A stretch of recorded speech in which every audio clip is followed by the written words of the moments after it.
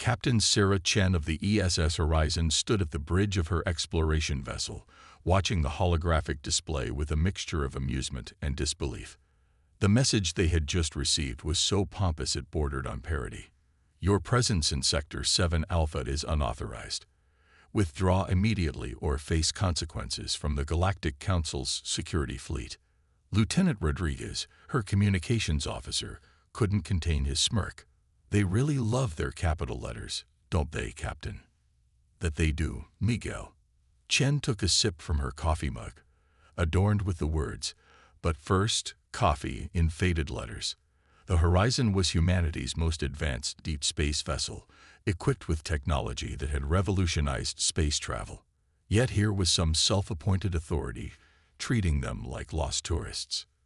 The Horizon had stumbled upon the Galactic Council's space while testing their new quantum fold drive, a human innovation that had compressed decades of expected space exploration into mere years.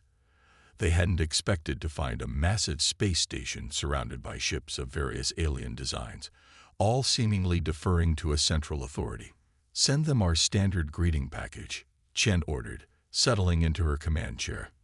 "Let's see how they handle actual diplomacy." The response came almost immediately, this time with even more pronounced indignation.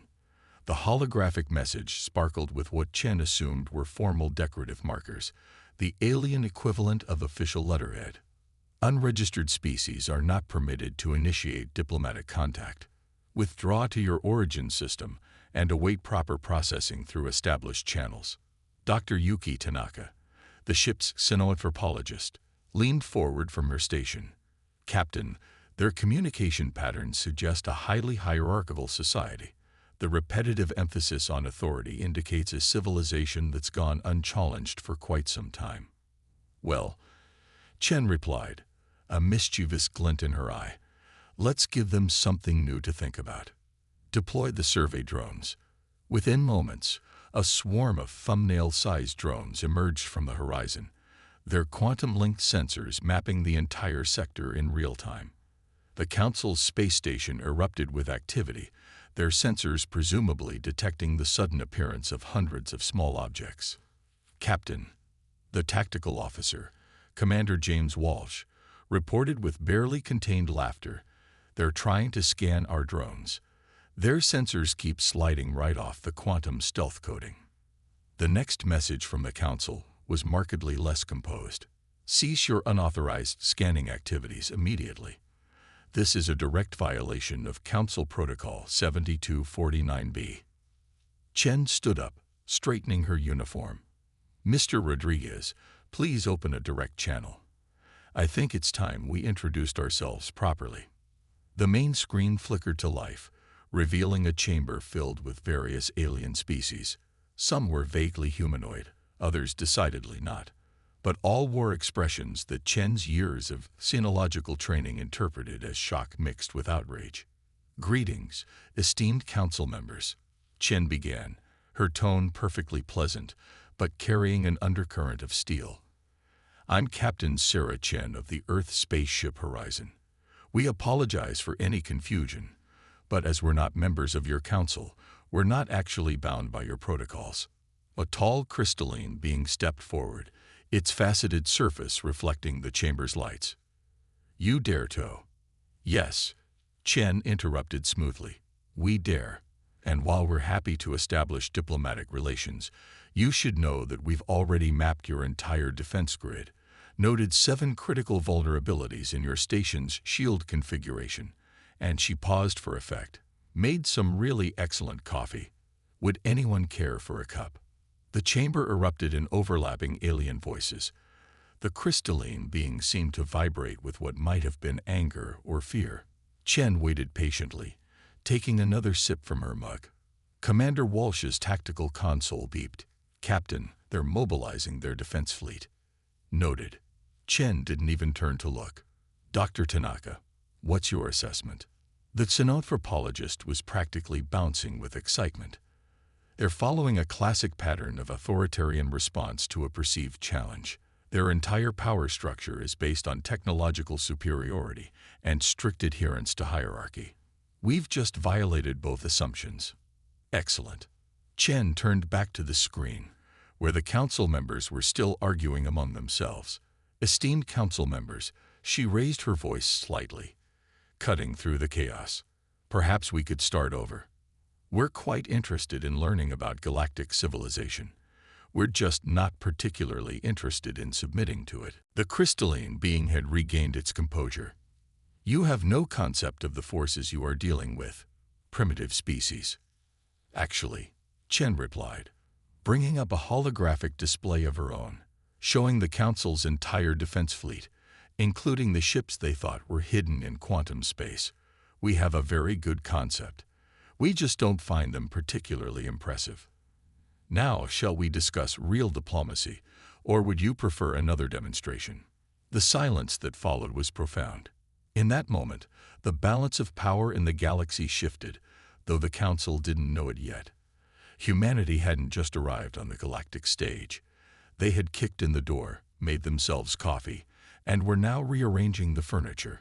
And Sarah Chen, taking another sip from her mug, was just getting started. The Grand Chamber of the Galactic Council had never seen anything quite like the human diplomatic delegation. While other species arrived with elaborate processions and formal declarations of their ancient lineages, the humans showed up in simple blue uniforms, carrying tablets and, most shockingly, their ever-present cups of coffee. Ambassador Elena Santos led the human delegation, her silver-streaked hair pulled back in a practical bun. Behind her, a small team of specialists walked with the relaxed confidence that had already become humanity's trademark in space. The chamber itself was designed to intimidate, with towering crystalline spires and hovering platforms that kept lesser species literally looking up to the council members. The humans simply took one look at the arrangement and pulled out their own gravity chairs, rising to eye level with the highest council members.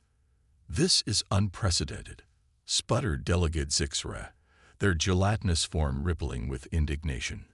"The speaking platforms are arranged according to 10,000 years of tradition." "How fascinating," Santos replied, genuinely interested. "We'd love to hear about those traditions over dinner. But for now, let's talk as equals. It's better for everyone's neck muscles, don't you think?" Dr. Marcus Webb, the delegation's TENOP psychologist, made careful notes on his tablet. The council species' reactions to human informality were providing invaluable insights into their social structure. Some of the younger council members were watching the humans with poorly concealed curiosity, particularly their casual manipulation of gravity. "You continue to display a disturbing lack of respect for established protocols," declared High Counselor Val Kin, the crystalline being who had first encountered Captain Chen. "The Council has maintained peace and order in this galaxy for millennia through strict adherence to these very protocols." Santos took a sip from her steel travel mug. "With all due respect, High Counselor, peace through rigid control isn't really peace at all. It's just a prettier version of suppression." The chamber erupted in murmurs. Several species that had always been classified as minor races were paying particularly close attention now.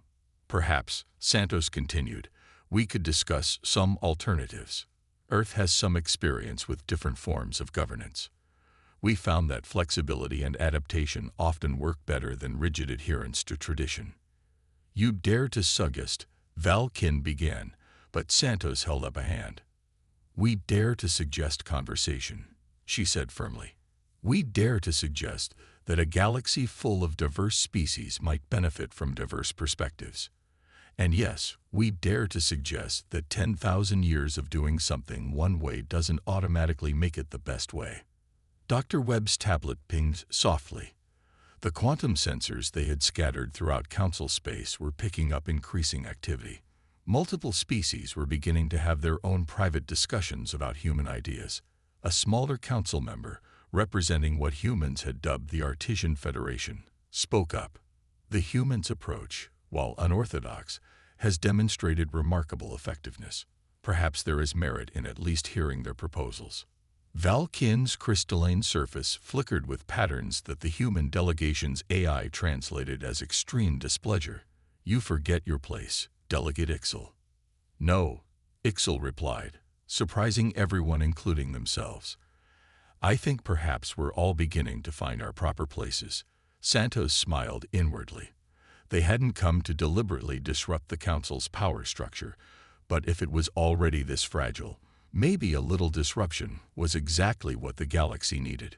We have prepared a detailed proposal, Santos announced, sending holographic documents to each Council member station. It outlines a potential framework for galactic cooperation that maintains stability while allowing for more flexibility and independent development of member species. This is absurd, Val Kin declared. You are barely a spacefaring species. You cannot simply arrive and demand changes to a system that has functioned perfectly for thousands of years. Dr. Webb cleared his throat. Actually, High Counselor, our analysis suggests the system hasn't functioned perfectly at all. We've detected at least 37 distinct species that have gone extinct under Council rule due to inability to adapt to rigid technological and social requirements. The chamber went deadly quiet. This was information the Council had carefully buried over millennia. Furthermore, Webb continued, his voice gentle but firm, we've identified over 100 potentially sapient species that were denied development opportunities because they didn't fit the Council's predetermined patterns of civilization. Santos watched as the information sank in. Some Council members were clearly disturbed by these revelations. Others seemed to have known but were surprised to see it brought into the open. We're not here to take over, Santos assured them. We're here to contribute.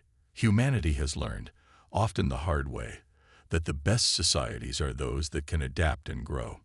We're offering the galaxy a chance to do the same. A low hum filled the chamber as dozens of species began discussing among themselves. The human delegation waited patiently, sipping their coffee and watching as 10,000 years of rigid hierarchy began to show its first cracks. Val Kin's surface had become almost opaque with agitation. This session is suspended pending review of these allegations. All delegates will make their own decisions about what to do next. Santos completed firmly. That's rather the point, isn't it? As the chamber erupted into a chaos of discussion and debate, Dr. Webb leaned over to Santos. Think we pushed too hard? Santos watched as several minor race delegates began actively engaging with each other, many for the first time in centuries. No, Marcus. I think we pushed exactly hard enough. The galaxy was ready for this. They just needed someone to open the door. And as the old order began its slow but inevitable transformation, humanity's coffee-carrying diplomats continued their patient work of reshaping the galaxy, one conversation at a time. The quantum alert came at 300 Earth Standard Time. Admiral James Chen, husband of the now famous Captain Sarah Chen, was awakened by the soft but insistent ping of his neural link. The Council's conservative faction had finally made their move. Status report, he commanded, stepping onto the bridge of the ESS Everest, humanity's first purpose-built diplomatic defense vessel. The ship's AI instantly filled the command center with holographic displays showing the tactical situation. The Council's enforcement fleet is moving to blockade 3 human colonial systems, sir, reported Commander Maria Delgado, her hands dancing over the tactical interface. They're using old-style FTL drives, so we detected them well before they reached their positions. Chen nodded, unsurprised. After 2 months of increasingly tense negotiations, the Council hardliners had decided to demonstrate their authority the only way they knew how, with a show of overwhelming force, or what they thought was overwhelming force. How many ships? He asked, though the displays were already showing him the answer. 300 capital ships, sir. Mostly Drachnid heavy cruisers with Pex-Thalian support vessels. They're armed with particle cannons and quantum phase torpedoes. Delgado's voice carried a note of professional disdain. Last generation tech, all of it. Chen sipped from his own coffee mug, a habit he picked up from Sarah, and our assets in the area. The colonial defense grid is fully operational, sir, and we have. Delgado allowed herself a small smile. Surprise is waiting. The Council's conservative faction, led by High Counselor Val Kin, had never accepted humanity's casual dismantling of their power structure. They'd spent weeks gathering their fleet, making a show of force they believed would finally put the upstart humans in their place. They hadn't realized they were playing exactly into humanity's hands. "Signal the colonial governors," Chen ordered. "Tell them to proceed with Protocol Omega. And get me Ambassador Santos." Elena Santos appeared on the main screen moments later, looking as composed as ever despite the early hour. "I take it our friends have finally made their move." "Right on schedule," Chen confirmed. "Your psychological profile was perfect. They couldn't stand the loss of face any longer." Santos nodded. Valkin species literally can't conceive of power structures different from what they've known. Their crystalline nature makes them resistant to change, both physically and mentally. Well, they're about to experience quite a change. Chen turned to his tactical display. "The question is, do we show them everything, or just enough to make our point?" "Minimal force," Santos advised. "We want them to understand they can't bully us, but we don't want to humiliate them completely. There are still moderate factions we can work with." The enforcement fleet was now moving into position, their formation perfect and precise, and perfectly predictable. Chen watched as they began broadcasting their demands on all frequencies. "Attention human colonies. You are in violation of Council Directive 15 Alpha. Submit to Council authority immediately or face appropriate consequences. You have 1 standard hour to comply." Chen exchanged a glance with Santos. "They really do love their formal declarations, don't they?" "It's all they know," Santos replied. 10,000 years of doing things one way makes it hard to imagine alternatives." "Well, then," Chen smiled, "let's give them something new to imagine. Commander Delgado, activate the defense grid. Show them what they're really dealing with." Across 3 star systems, humanity's true defensive capabilities revealed themselves. Quantum mines materialized from seemingly empty space. Drone swarms emerged from hidden stations. And most significantly, the very fabric of space-time around the human colonies began to shift and twist. "Sir," Delgado reported, "they're trying to launch quantum phase torpedoes. The space-time distortion fields are. Sir, their torpedoes are appearing 50 light-years off target." "As expected," Chen nodded. "Humanity's greatest advantage isn't our technology. It's our ability to think beyond conventional solutions. The Council's weapons rely on predictable quantum states. We simply change the rules of their game." On the tactical display, the enforcement fleet was in chaos. Their perfect formation had dissolved as ships tried to cope with weapons that wouldn't fire, engines that couldn't generate proper vectors, and communication systems that reached across time as well as space. "They're receiving transmissions from themselves from 3 hours in the future," Delgado reported, not bothering to hide her amusement. "The temporal feedback is, well, they're very confused, sir." Santos leaned forward. "Now might be a good time for that conversation we prepared." Chen nodded and opened a channel to the enforcement fleet's command ship. "This is Admiral James Chen of the Earth Space Forces. We appreciate the effort you've made to come all this way, but perhaps we could talk instead. We're brewing a fresh pot of coffee." The response was immediate and outrage. "What have you done to our ships? This is impossible." "No," Chen replied calmly. "This is humanity. We don't think in terms of impossible. We think in terms of problems to be solved. Right now, your fleet is experiencing a localized reorganization of quantum probability fields, combined with some minor temporal distortion effects. Nothing harmful, I assure you. Just inconvenient." There was a long pause. Chen could imagine the council commanders trying to process the casual way humans had appended their understanding of physics itself. We demand you restore normal space operations immediately." "Of course," Chen agreed readily. "As soon as your fleet begins its withdrawal. We're happy to demonstrate more of our capabilities, but I don't think any of us really want that, do we?" As the enforcement fleet began its confused and hasty retreat, Santos smiled. "You realize they'll be back, with different tactics." I'm counting on it, Chen replied. Each time they try, they'll have to think more creatively. And maybe, just maybe, they'll start to understand that the galaxy is bigger than their rulebooks. The Council's mighty enforcement fleet limped away, leaving behind not just their dignity, but also their unshakable belief in their own superiority. And in 3 human colonies, people went about their daily lives, many not even aware of the battle that had just been fought, and one with nothing more than human ingenuity and a willingness to reimagine the possible. The news of the enforcement fleet's humiliation spread through the galaxy like a quantum wave, impossible to contain or control. In the sprawling markets of the Artisan Federation, in the crystalline meditation chambers of the Vex Collective, in the virtual consciousness streams of the Silicon Concordat, species that had lived under the Council's rigid hierarchy for millennia began to whisper, then talk, then shout about change.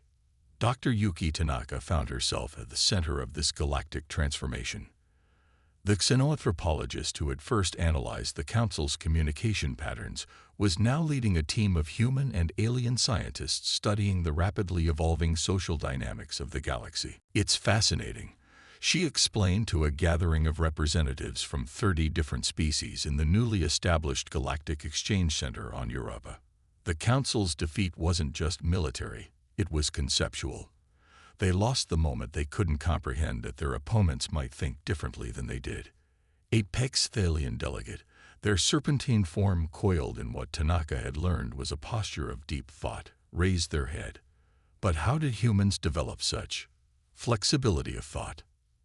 Necessity, Tanaka replied, bringing up a holographic display of Earth's history. Our planet forced us to adapt constantly. Different environments, changing climates, varying challenges. We had to learn to think creatively just to survive. And once we reached space, we applied that same adaptability to every new challenge we faced. The gathering was interrupted by a priority message. The Council's moderate faction, led by the previously timid delegate Ixel, had just called for an emergency session of all spacefaring species, not just Council members. Ambassador Santos, attending virtually from the human embassy on the Council station, appeared in the center of the room. They're making their move earlier than expected. Dr. Tanaka, we need you and your team there. The galaxy is about to change, and we need to understand exactly how it's happening. Within hours, the Grand Chamber was more crowded than it had ever been. Species that had never been allowed to enter were now taking their places alongside ancient council members. The hierarchy of floating platforms had been abandoned. Everyone stood or sat or hovered on the same level. High Counselor Val Kin and the conservative faction had boycotted the session, but their absence only highlighted how quickly their power was eroding. Delegate Ixel, their usual nervous energy transformed into purposeful determination, addressed the gathered species. For 10,000 years, we have lived under a system that claimed to promote stability through control. We believed that rigid adherence to established protocols was the only way to prevent chaos. The humans have shown us a different way. Tanaka, watching from her position among the Earth delegation, noted how many species were displaying signs of agreement, gestures and postures that would have been unthinkable mere months ago. But more importantly, Ixel continued, they have shown us that we don't have to choose between stability and freedom. We can have both, if we're willing to think differently about how we organize our galaxy. A Drachnid commander, member of a species that had long served as the Council's primary military force, rose to speak. Our fleet was defeated not by superior weapons, but by superior thinking. The humans didn't just beat us. They made us question everything we thought we knew about warfare, about physics, about what was possible. The Silicon Concordat's representative, a shimmering holographic form, added their own perspective. We have analyzed human history extensively. Their greatest strength is not their technology or their military prowess. It is their ability to imagine new possibilities and then make them real. Ambassador Santos stepped forward, her simple blue uniform standing out among the elaborate costumes and biomodifications of the other species. "We never came here to take over," she said, her voice carrying clearly through the chamber. "We came to explore, to learn, to grow. And if we sparked a change in the galaxy, it's only because that change was already waiting to happen." The chamber erupted in a cacophony of voices, each species adding their own thoughts and experiences. The Artesian Federation announced they were opening their markets to all species, not just council members.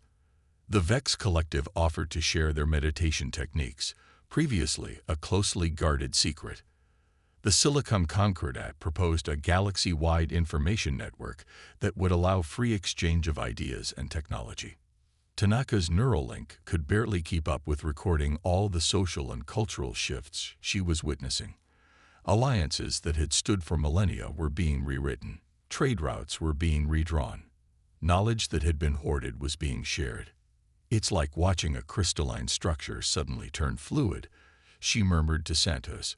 "Every connection is being reformed." "The galaxy was ready for this," Santos replied. "The Council's rigid control was like a dam holding back a river.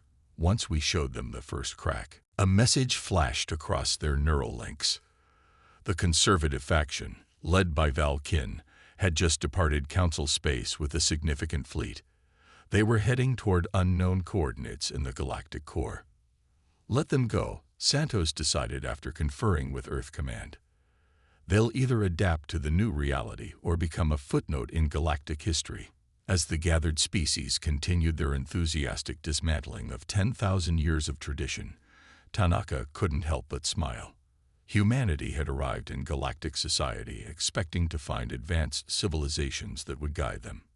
Instead, they had become the guides, showing species far older than themselves that the true mark of civilization wasn't the ability to maintain order. It was the ability to embrace change. 5 years after humanity's first encounter with the Galactic Council, Captain Sarah Chen stood once again in the Grand Chamber, but everything had changed. The once austere space had been transformed into a vibrant hub of galactic cooperation, with representatives from hundreds of species moving freely among holographic displays and interactive knowledge-sharing stations.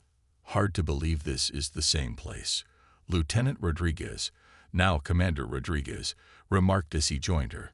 He was serving as Earth's liaison to the newly formed Galactic Exchange Program. "Sometimes the biggest changes start with the smallest choices," Chen replied, watching a group of young Drachnid officers eagerly discussing tactical theory with a holographic projection of Admiral Chen. Like offering someone a cup of coffee. The galaxy had transformed in ways that even humanity hadn't anticipated.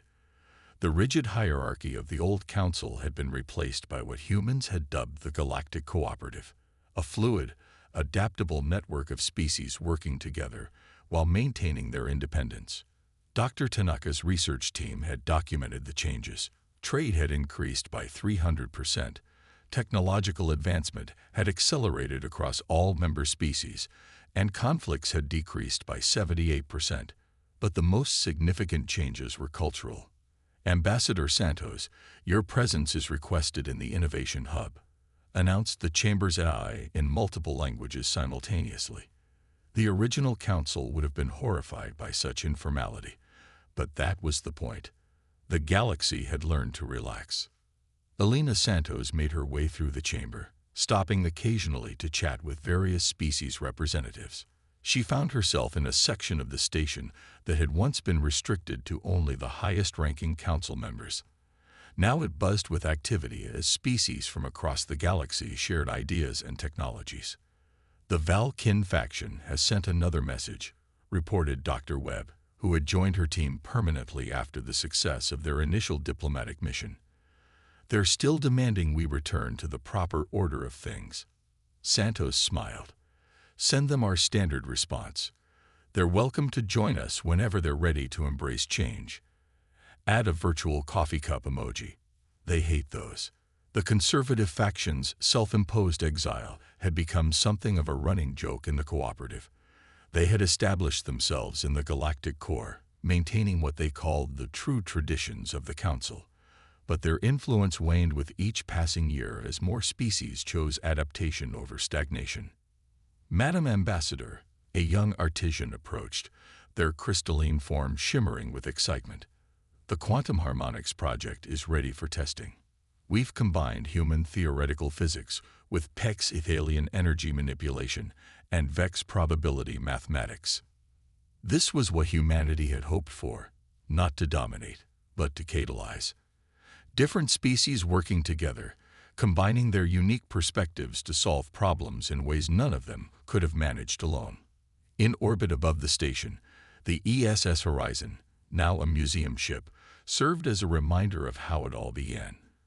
Tourist groups from across the galaxy visited to see the famous coffee maker that had first introduced the Council to human informality. "Captain," Rodriguez called out, checking his neural link. "We're getting some interesting readings from the galactic barrier. Something new out there." Chen's eyes lit up with the same excitement she felt when they first encountered the Council. New mysteries to solve. Well, we'd better put on a fresh pot of coffee. Actually, a Vex representative floated over, their ethereal form rippling with amusement. "We've developed a new beverage combining coffee with quantum-enhanced consciousness expanders. Would you like to try it?" "Innovation in all things," Chen laughed. "Why not? That's what got us here in the first place. Being willing to try new things." As she looked around the chamber, Chen saw the future they had helped create. A galaxy where diversity was celebrated rather than controlled, where different approaches were seen as opportunities rather than threats, and where the only constant was change itself.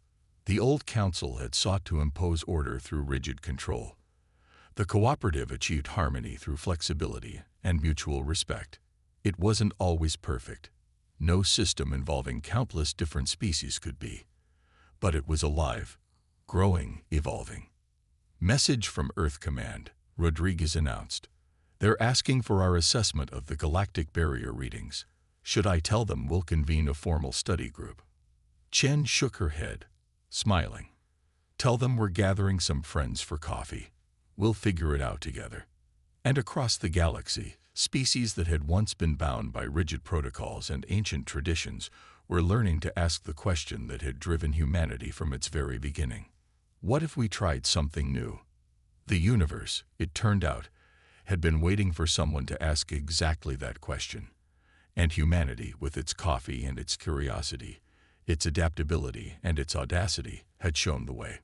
Not by conquering or controlling, but by simply refusing to accept that anything was impossible. In the end, that was humanity's greatest contribution to the galaxy, not their technology or their military prowess, but their unshakable belief that tomorrow could always be better than today if you were willing to imagine it and work to make it real. And somewhere in the galactic core, a group of crystalline beings were beginning to wonder if perhaps, just perhaps, it was time to try a cup of coffee.